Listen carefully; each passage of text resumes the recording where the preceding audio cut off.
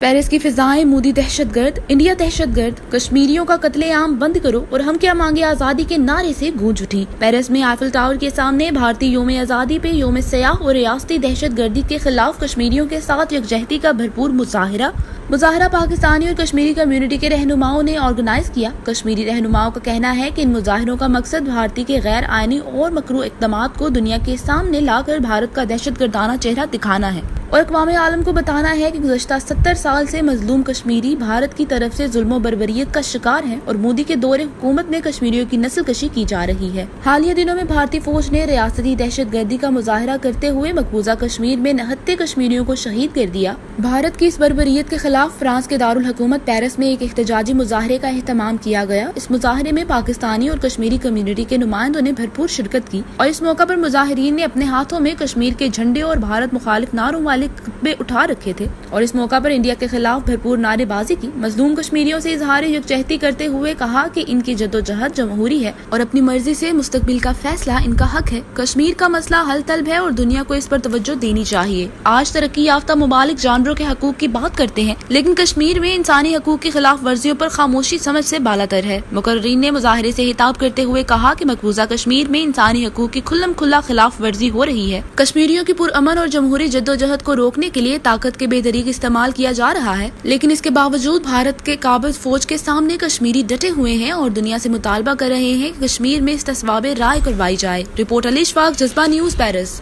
Immigration اور تارکین وطن کی خبروں سے باخبر رہنے کے لیے ہمارا YouTube چینل سبسکرائب کریں اور بیل آئیکن کو کلک کریں۔